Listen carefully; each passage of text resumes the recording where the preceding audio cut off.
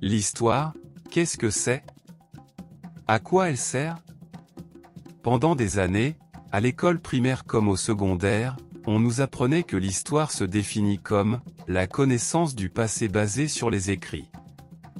En d'autres termes, seuls les documents rédigés permettaient de rapporter les faits historiques. D'après cette vision, il devenait donc impossible de retracer le passé des sociétés dépourvues de systèmes d'écriture, en particulier de nombreuses sociétés en Afrique. L'histoire se réduisait alors à un récit figé, une simple compilation de faits consignés par écrit. D'ailleurs en leur temps, Charles-Victor Langlois et Charles Seigneaubeau écrivaient dans Introduction aux études historiques, « L'histoire se fait avec des documents ». Les documents sont les traces qu'ont laissées les pensées et les actes des hommes d'autrefois. Parmi les pensées et les actes des hommes, il en est très peu qui laissent des traces visibles, et ces traces lorsqu'il s'en produit, sont rarement durables, il suffit d'un accident pour les effacer. Or, toute pensée et tout acte qui n'a pas laissé de traces, directes ou indirectes, où donc les traces visibles ont disparu, et perdu pour l'histoire, c'est comme s'il n'avait jamais existé. Faute de documents, l'histoire d'immenses périodes du passé de l'humanité est à jamais inconnaissable. Car rien ne supplée aux documents, pas de documents, pas d'histoire.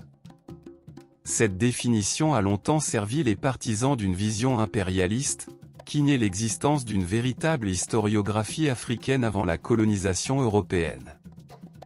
En Occident, beaucoup considéraient les sociétés africaines situées au sud du Sahara comme dépourvues d'écriture et, par conséquent, sans histoire. Certains vont même jusqu'à contester encore aujourd'hui les racines africaines de la civilisation égyptienne. Il ne s'agit pas ici de revenir sur l'ensemble des thèses européocentristes qui ont cherché à effacer l'Afrique du récit historique de l'humanité. Retenons plutôt que des chercheurs comme Cheikh Anta Diop et d'autres pionniers de l'historiographie africaine ont démontré, grâce à des travaux scientifiques de haute facture, que le continent possède une histoire riche et profonde, allant de la préhistoire jusqu'à l'époque contemporaine. Aujourd'hui encore, l'histoire de l'Afrique se heurte à de nombreuses difficultés, qui ne viennent pas uniquement de l'Occident, mais aussi du continent lui-même. Malgré les avancées considérables de la recherche scientifique sur le sujet, certains en Afrique persistent à reléguer l'histoire du continent au rang du mythe ou des préjugés. Cette attitude favorise la négation et la démagogie, au point de faire oublier les travaux exigeants et souvent coûteux menés par des chercheurs et des étudiants, aussi bien dans les universités africaines qu'à l'étranger. Beaucoup de négationnistes semblent ignorer que l'histoire est une science qui étudie le passé des sociétés humaines afin de mieux comprendre le présent et d'éclairer l'avenir.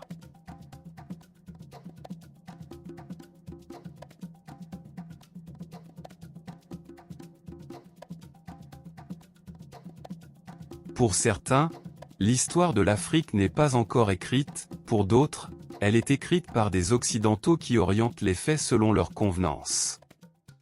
C'est dans ce contexte qu'ont émergé les notions de vraie histoire et de fausse histoire, des expressions qui constituent en réalité une insulte pour le travail des historiens. A-t-on déjà entendu parler de vraie ou de fausse physique? Ou encore de vraie et de fausse biologie? La science est une, et elle ne se divise pas en vrai ou faux. Si des faits sont déformés ou manipulés, il ne s'agit pas de fausse histoire, mais d'autre chose, peut-être de la littérature fiction. L'histoire, quant à elle, commence là où les faits sont rapportés tels qu'ils se sont déroulés. Il est donc inutile d'ajouter l'adjectif « vrai », l'histoire est tout simplement l'histoire. L'histoire de l'Afrique est loin d'être une page blanche, elle est écrite depuis des siècles. Celle de l'Égypte, de Kouch ou encore d'Aksum a été consignée par les scribes de ces royaumes à travers les hiéroglyphes.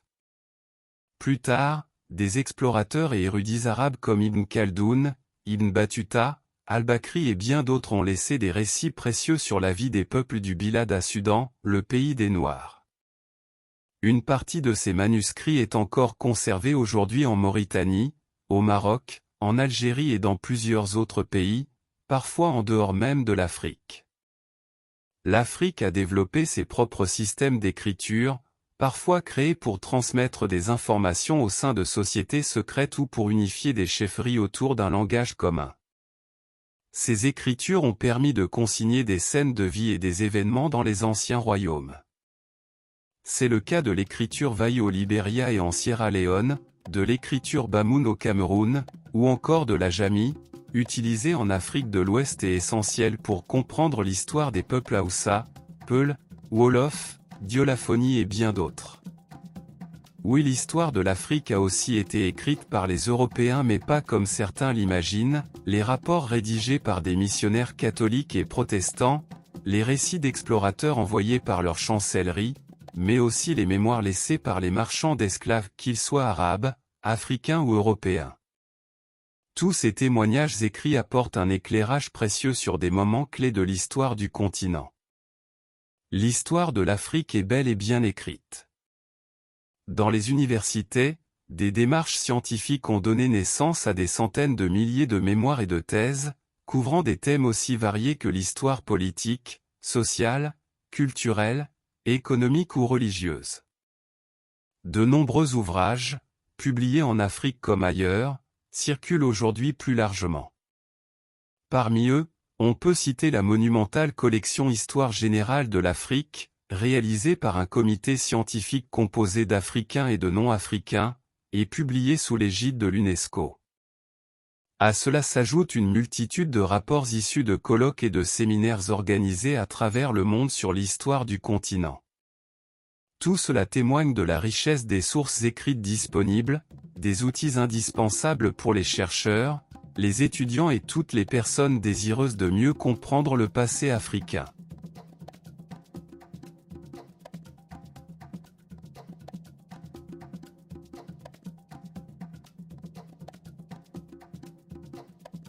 Certains en Afrique ont transformé l'histoire précoloniale du continent en un mythe, décrivant une Afrique idéale, paisible et sans conflit, peuplée d'hommes et de femmes parfaits aux coutumes irréprochables. Cette vision fantasmée, qui attribue toutes les faiblesses et tous les retards uniquement à l'Occident, domine encore parfois les représentations du passé. Or, l'Africain, comme tout être humain, n'est pas parfait. Il ne s'agit pas de juger moralement le passé, mais de l'analyser avec lucidité. L'époque précoloniale, souvent perçue comme l'âge d'or de l'Afrique, doit être étudiée sans complaisance ni déformation. Cela implique de prendre en compte les réalités historiques, les conflits entre royaumes, l'esclavage aussi bien intra-africain qu'externe, ou encore l'influence des religions sur les traditions et les coutumes. L'histoire de l'Afrique est en perpétuel mouvement et continue de s'écrire avec la rigueur scientifique qu'exige cette discipline. Cependant, elle se heurte encore à de nombreuses difficultés. La première, et sans doute la plus importante, concerne le financement. Les États africains investissent peu, voire pas du tout, dans la recherche historique. Or, les fouilles archéologiques, les laboratoires d'analyse ou encore la mobilité des chercheurs nécessitent des moyens conséquents. Heureusement, certains organismes viennent combler en partie ce manque, l'UNESCO, des organismes comme le CODESRIA, Conseil pour le développement de la recherche en sciences sociales en Afrique, ainsi que des fonds privés soutiennent différents programmes de recherche sur le continent. La question des sources. Les sources écrites posent de nombreux défis. Dans plusieurs pays africains, les dirigeants refusent de déclassifier certaines archives coloniales et post-coloniales, souvent pour des raisons politiques. Certains sont au pouvoir depuis les années 1960 et ont parfois eu des liens insoupçonnés avec l'administration coloniale, ce qui explique en partie leur réticence à assumer les responsabilités liées aux exactions passées. De plus, la conservation des archives reste problématique, dans bien des pays, qu'elles soient publiques ou privées, elles sont mal entretenues. Il n'est pas rare de voir, dans les administrations, des documents précieux entassés dans des débarras, même si des efforts existent çà et là pour améliorer la situation. Que dire des archives de la police ou de l'armée? Elles sont généralement inaccessibles, frappés par le sceau du secret défense au nom de la sécurité nationale. À cela s'ajoute un autre obstacle, la falsification. Certains documents officiels peuvent être manipulés à l'aide de faux tampons, et les nouvelles technologies facilitent encore ce phénomène. Un autre problème est l'éparpillement des sources à travers le monde. Une partie importante des écrits sur l'Afrique antique se trouve en Europe, les récits d'Hérodote, la Muqaddimah d'Ibn Khaldoun, ou encore le Tariq-e-Sudan. On peut à cet effet rappeler l'exceptionnelle thèse d'État du père Engelbert Mveng, les sources grecques de l'histoire négro-africaine, de Homère à Strabon, qui analyse certains de ces documents. De nombreux témoignages de première main sur l'esclavage sont conservés en Asie, pour la traite arabe, en Europe et en Amérique. Quant aux archives relatives à la colonisation et à l'Afrique post-coloniale, elles se trouvent souvent hors du continent. La mobilité des étudiants étant très peu financée, il leur est difficile d'accéder à ces sources. Le processus de numérisation progresse, mais lentement, et ne résout que partiellement le problème. Enfin, un enjeu majeur demeure, l'enseignement. Le déchiffrement des hiéroglyphes et des écritures locales devrait être intégré au programme scolaire afin de préparer les futurs chercheurs à exploiter pleinement ce patrimoine.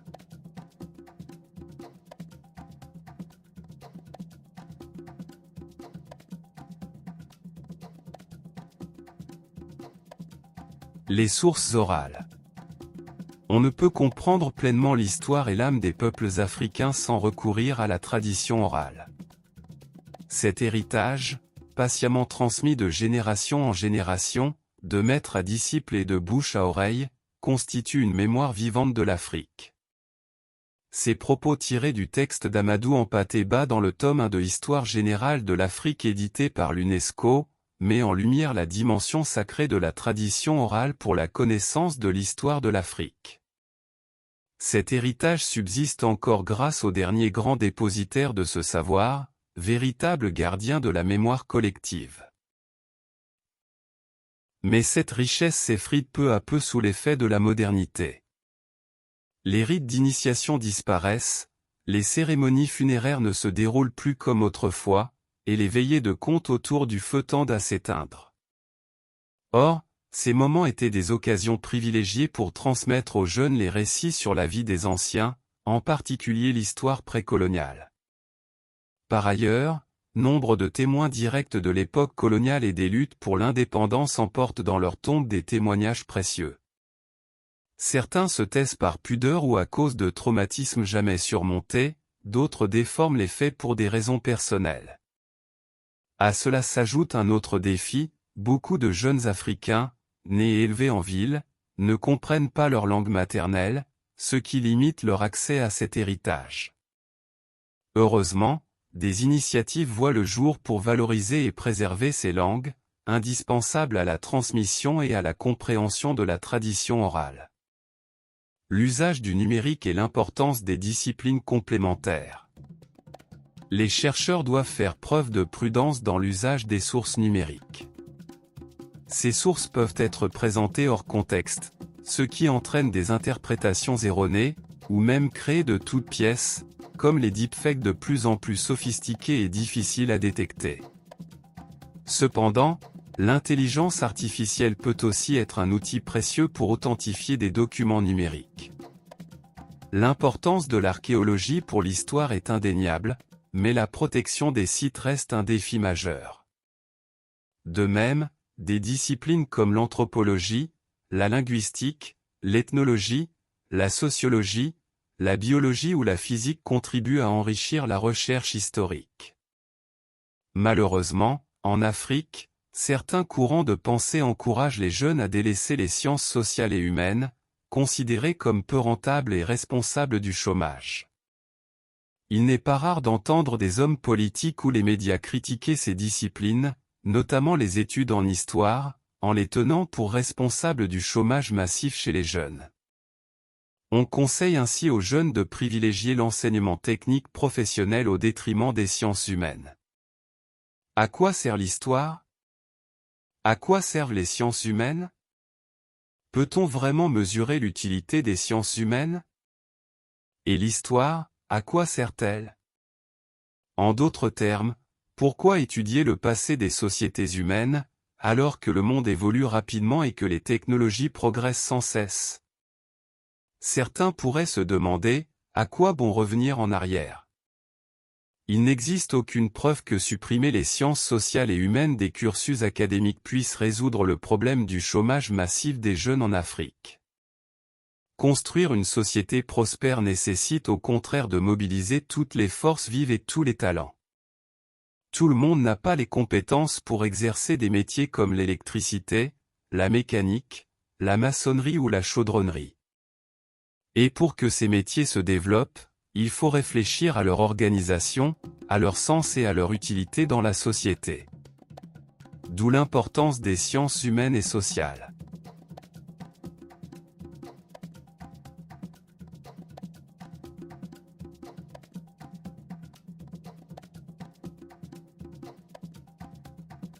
L'importance de l'histoire.